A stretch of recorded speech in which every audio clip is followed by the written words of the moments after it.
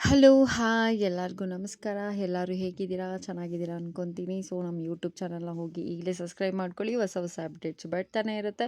ನಂದು ನಿನ್ನೆ ಅಲ್ಲ ಮೊನ್ನೆ 2 ಈವೆಂಟ್ಸ್ ಇತ್ತು. ಸೊ, ಯಾವ ಥರ ಮಾಡಿದೆ ಅಂತೇಳ್ಬಿಟ್ಟು ಮೇಕಪ್ಸು ನಾನು ನಿಮಗೆ ಈ ವಿಡಿಯೋ ಫುಲ್ಲು ತೋರಿಸ್ತೀನಿ. ವಿಡಿಯೋ ಫುಲ್ಲು ನೋಡಿ.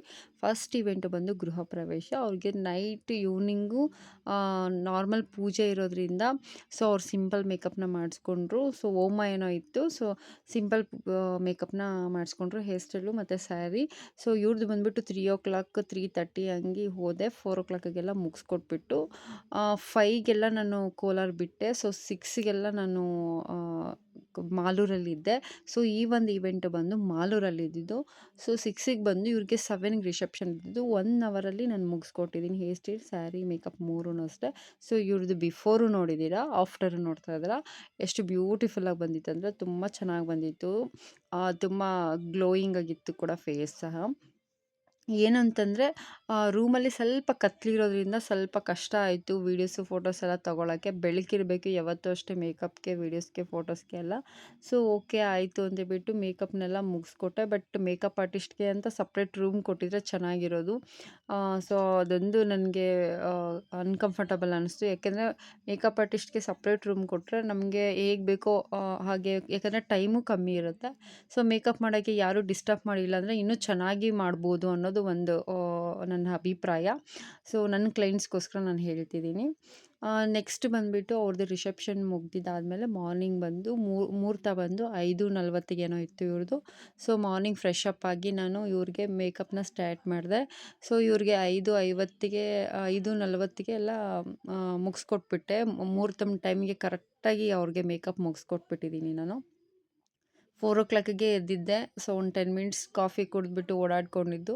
ಮತ್ತು 5:00ಗೆ ಸ್ಟಾರ್ಟ್ ಮಾಡಿದೆ. 1 ಅವರಲ್ಲಿ ಮುಗಿಸ್ಕೊಟ್ಬಿಟ್ಟೆ ಇವ್ರದ್ದು ಮೇಕಪ್, ಹೇರ್ ಸ್ಟೈಲ್, ಸ್ಯಾರಿ ಎಲ್ಲ ಮೂರು ಸೇರಿ. ಸೊ, ನೋಡ್ಬೋದು ಎಷ್ಟು ಬ್ಯೂಟಿಫುಲ್ಲಾಗಿ ಬಂದಿತ್ತು ಅಂತೇಳ್ಬಿಟ್ಟು. ಹೇರ್ ಸ್ಟೈಲ್ ಇರ್ಬೋದು, ಸ್ಯಾರಿ ಇರ್ಬೋದು, ಮೇಕಪ್ ಇರ್ಬೋದು.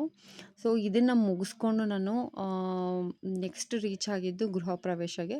ನಿಮ್ಗೆ ಹೇಳಿದ್ನಲ್ಲ ಯೆಸ್ಟರ್ಡೇ ಒಂದು ಗೃಹ ಪ್ರವೇಶ ಸಿಂಪಲ್ ಮೇಕಪ್ ಅಂತ ಫಸ್ಟ್ ಸ್ಟಾರ್ಟಿಂಗ್ ವೀಡಿಯೋ ಲಾಗಲ್ಲೇ ಹೇಳಿದ್ದೀನಿ.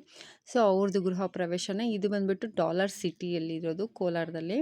ಸೊ, ಇವ್ರದ್ದು ಗೃಹ ಪ್ರವೇಶ ಬಂದುಬಿಟ್ಟು 5:00 ಮೇಲೆ ಪೂಜೆ ಇತ್ತು. ಸೊ, ಅದಕ್ಕೆ ಮೇಕಪ್ ಇರಲಿಲ್ಲ. 8:00ಗೆ ಇವ್ರದ್ದು ಮೇಕಪ್ ಬುಕ್ಕಿಂಗ್ ಆಗಿತ್ತು. ನಾನಲ್ಲಿ ಮಾಲೂರನ್ನ ಬಿಟ್ಟಿದ್ದು 6ಗೆ ಬಿಟ್ಟೆ ಮಾಲೂರನ್ನ. 7ಗೆಲ್ಲ ಕೋಲಾರಕ್ಕೆ ರೀಚ್ ಆಗಿಬಿಟ್ಟಿದ್ದೆ. 7ಗೆ ಬಂದು ಅರ್ಧ ಗಂಟೆ ವೆಯ್ಟ್ ಮಾಡಿದೆ. ಸೊ, 7:30 ಹಂಗೆ ಮೇಕಪ್ ಸ್ಟಾರ್ಟ್ ಮಾಡಿದೆ. 8:20ಗೆಲ್ಲ ಮುಗಿಸ್ಕೊಟ್ಬಿಟ್ಟೆ. ತುಂಬ ಬ್ಯೂಟಿಫುಲ್ಲಾಗಿ ಬಂದಿತ್ತು. ನೀವು ನೋಡ್ಬೋದು. ಇವ್ರಿಗೆಲ್ಲ ಯೆಸ್ಟರ್ಡೇ ಬಂದು ಲೈಟ್ ಮೇಕಪ್ ಮಾಡಿದ್ದೆ. ಸೊ, ಇವತ್ತು ಗೃಹ ಪ್ರವೇಶ ಇದ್ದಿದ್ದಕ್ಕೆ ನಾನು ಸ್ವಲ್ಪ ಗ್ರ್ಯಾಂಡ್ ಲುಕ್ನ ಕೊಟ್ಟಿದ್ದೀನಿ. ಯಾಕೆಂದರೆ ತುಂಬ ಲೈಟಿಂಗ್ಸ್ಗೆಲ್ಲ ಚೆನ್ನಾಗಿ ಕಾಣಿಸ್ಲಿ ಅಂತ ಅಂದ್ಬಿಟ್ಟು ಸ್ವಲ್ಪ ಗ್ರ್ಯಾಂಡ್ ಲುಕ್ನ ಕೊಟ್ಟಿದ್ದೀನಿ.